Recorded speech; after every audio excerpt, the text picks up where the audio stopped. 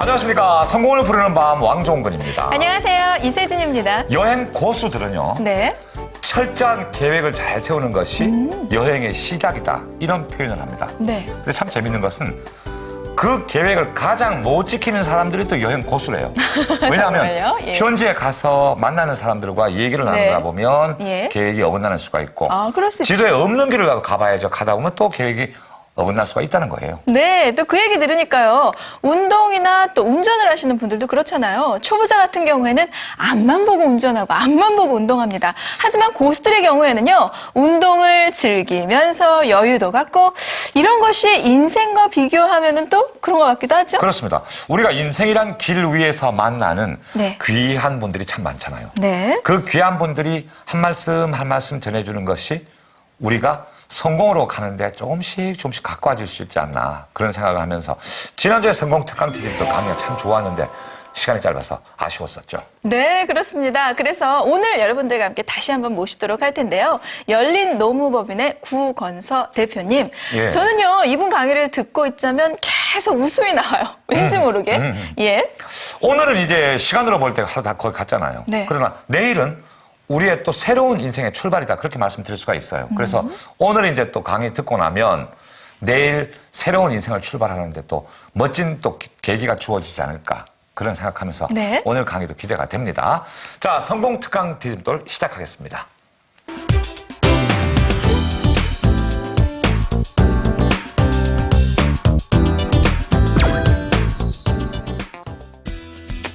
열린 노무법인 대표이자 중앙노동위원회 조정담당 공익위원 구건서 대표. 구건서 대표는 택시 운전을 하며 틈틈이 공인노무사 시험을 준비. 3년여간의 노력 끝에 합격해 지금의 자리에 오를 수 있었다. 노점상과 화장품 판매 등 안 해본 일이 없을 정도로 힘든 시즌을 보내온 구건서 대표. 하지만 그가 인생 역전을 할 수 있었던 비결은 도전과 꿈, 긍정적인 마인드와 자존심, 그리고 끝까지 포기하지 않는 끈기라고 할 수 있는데, 성공의 지름길을 제시해주는 성공특강 디딤돌. 오늘은 사업 성공의 주인공은 바로 나라는 주제로 성공 노하우를 알려드립니다. 성공특강 디딤돌 지금 시작합니다. 네, 반갑습니다. 오늘은 그 소상공인을 위한 사업 성공의 방법을 같이 한번 고민해 보도록 하겠습니다. 제가 8개의 키워드를 성공 키워드로 정리한 게 있었는데요. 오늘은 사업에 관련된 부분에서 한번 다시 맞춰보도록 하겠습니다. 제일 첫 번째 이제 꿈은 간절하고 선명한 꿈은 이루어진다. 다만 그에 대한 대가는 반드시 지불해야 된다. 이거를 끌어당김의 법칙 또는 대가 지불의 법칙이라고 얘기를 하죠. 내 사업을 하는데 어떤 목표를 갖고 있는지를 정하지 않고 성공하기는 상당히 어렵습니다. 두 번째 인맥인데 역시 사람이 가장 중요하죠. 사업도 사람을 통해서 사업을 하게 되고 또 고객을 통해서 우리가 사업이 번창하는 그런 부분들인데 우리가 내부 고객 만족을 통해서 외부 고객을 감동시키지 않으면 성공이 굉장히 어렵습니다. 그래서 고객을 성공시키는 법칙인데 일단 내부 고객을 먼저 성공시켜야 되겠죠. 세 번째는 도전인데 준비가 되더라도 도전을 못하는 사람이 참 많습니다. 일단 도전하지 않으면 아무것도 이루어지지 않는데 다만 세상은 한 번의 도전에 모든 것을 주지 않습니다. 네 번째 재능을 키워야 되는데 자기만의 경쟁력을 갖춰야 됩니다. 전매특허 슬랩샷을 개발해야 되겠죠. 컨텐츠라든지 그다음에 마케팅, 관리 등을 차별화해야 되고요. 이게 전문성의 법칙이라고 합니다.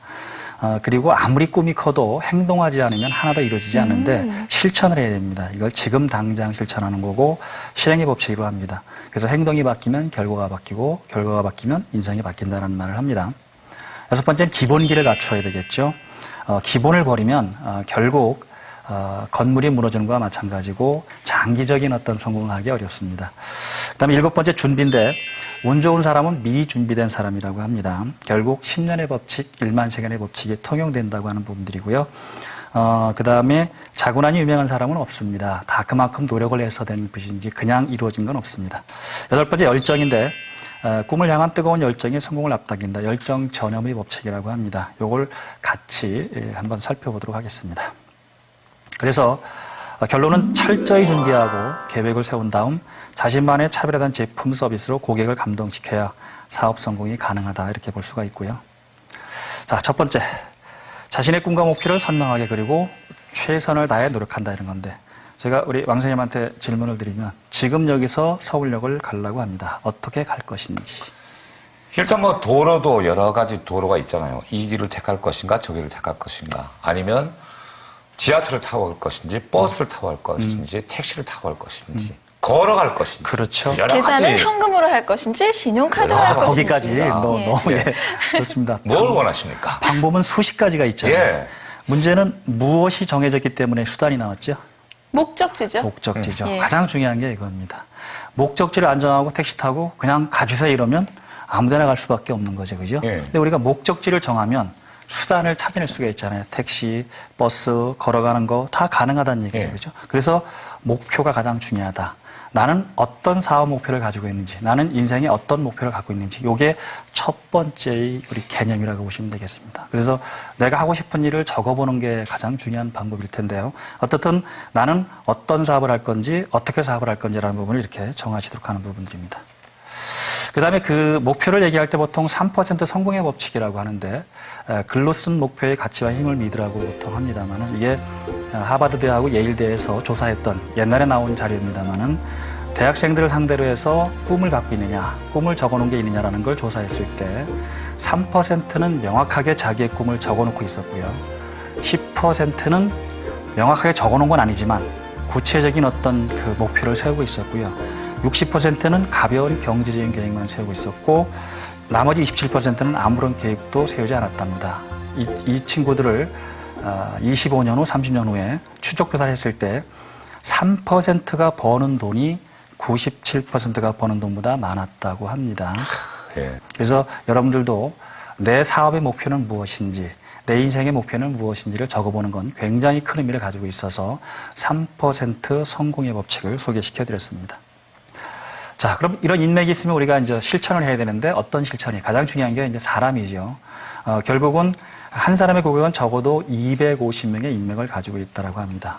그 다음에 한 사람의 고객을 만족시키면 6명에게 전달되는데, 불만족일 경우, 마음에 안 들 경우 약 3배인 아이고, 22명한테 예. 전달한답니다. 파격적이네요. 근데 250명의 법칙은 결국 내가 한 사람한테 잘못하면 250명의 나쁜 거래 관계를 맺을 수 있는 그런 부분이 된다라고 하죠. 자, 그 대신 우리 인맥을 외부만 보지 말고 내부로 한번 돌려보자고요. 특히 이제 종업원, 근로자 이렇게 얘기를 할 텐데요. 사업을 하다 보면 사람을 반드시 쓸 수밖에 없습니다. 그런데 결국 내가 스스로 사업하는 것도 있지만 우리 종업원들, 근로자들이 열심히 일해줘야 사업이 번창을 하거든요.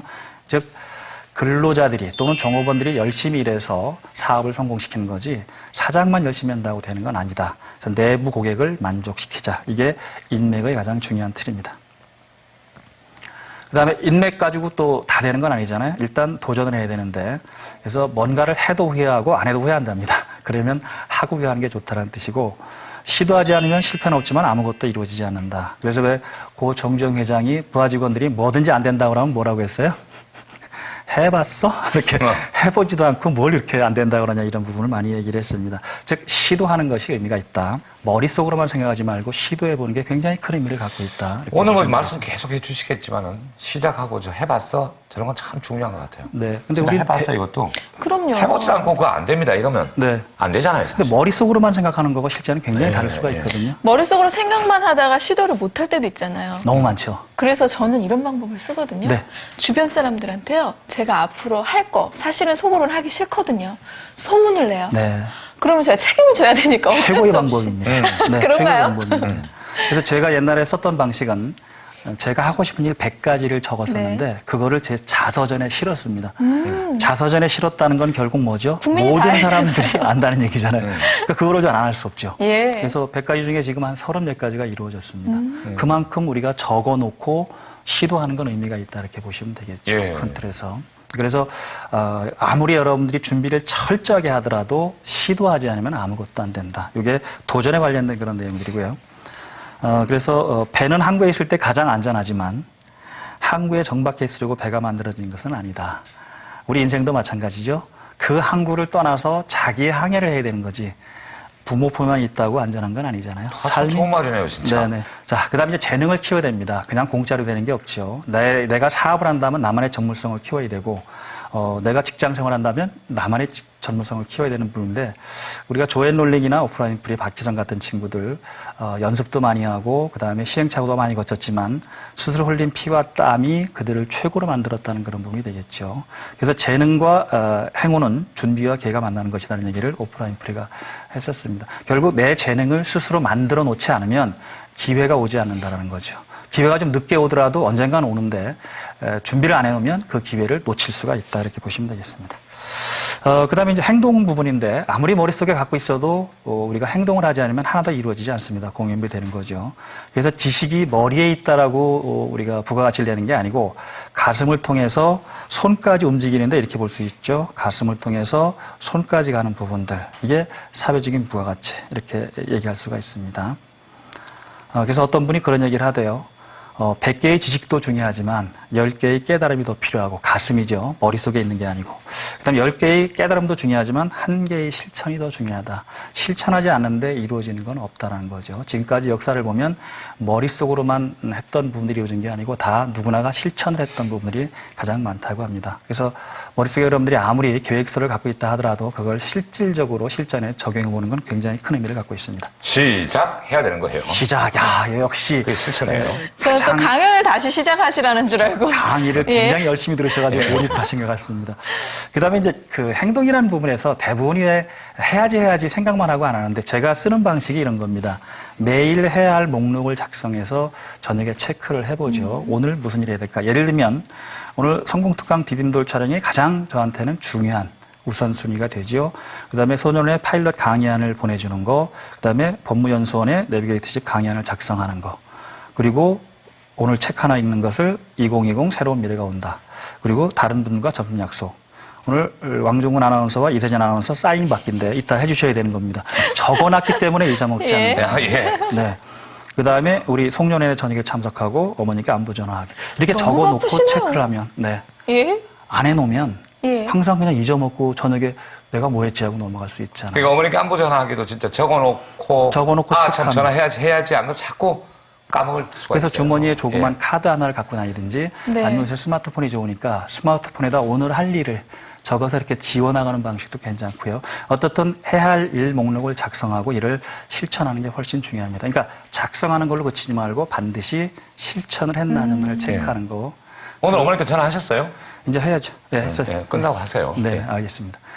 그리고 옛날에 지금 프랭클린 다이어리를 많이 씁니다만은 그 벤자민 프랭클린은 매일 13가지의 덕목들을 하나하나 체크해서 시간 관리를 했던 그런 부분이 있습니다. 대부분의 성공하신 분들은 아침에 일어나서 자기 할 일 적고 저녁에 들어가서 했는지 안 했는지를 확인해 보는 사업하면서 항상 그런 부분은 가장 필요한 것 같습니다. 해야 할 일 목록을 작성하고 실천한다. 그다음에 6번째 이제 기본에 충실하고 싸가지가 있어야 되는데 기본에 충실하지 않으면 결국 그 사상도개에 그칠 수 있는 부분들이고요. 건물도 기초가 부실하면 바로 무너지는 부분이 많죠. 우리 옛날에 삼풍 사건부터 시작을 해서 네. 다 그런 부분이지요.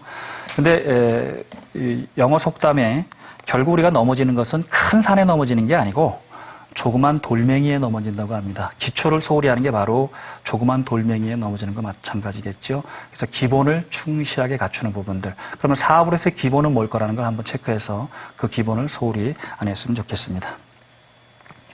7번째는 준비인데 미리 준비하지 않으면 기회를 놓치게 되는 부분들이죠. 왜 이 그림은 그 데일 카네기라는 그 카네기 리더십을 쓰신 분이 서재에 걸어놨다는 그림인데 서재 그림 밑에 반드시 밀물때가 온다. 그날 나는 바다로 나아가리라 이렇게 얘기를 했다고 합니다. 즉 이런 썰물 때 배를 손질하고 어망을 손질하지 않으면 밀물이 오더라도 바다로 나갈 수가 없다는 겁니다. 그런데 언젠가는 밀물이 온다는 거죠. 그걸 준비하는데 그럼 결국 내가 준비한 그런 배와 어망을 가지고 밀물이 왔을 때 고기를 잡을 수가 있다는. 그래서 미리 준비하지 않으면 기회는 반드시 비껴 지나간다고 얘기를 합니다. 미리미리 준비하는 부분들을 정리를 해 보도록 하고요. 그다음에 이제 8번째 이제 열정인데 열정은 강한 전염성을 가지고 있다. 어떻든 우리가 열정이 없는 사람들 그런 말이 있었죠. 왜 징기스칸이 열정이 없으면 뭐밖에 안 됐다고 얘기하냐면 목동밖에 안 됐을 것이다. 이렇게 얘기를 하잖아요. 그죠? 그러면 열정이라는 건 나뿐이 아니고 다른 사람한테 강한 전염력을 갖고 있어서 그 사람이 나를 도와주게 만드는 그런 중요한 틀이 됩니다. 그리고 꿈에 대한 열정의 크기는 노력의 양에 비례한다 이렇게 우리가 생각할 수가 있을 것 같고요.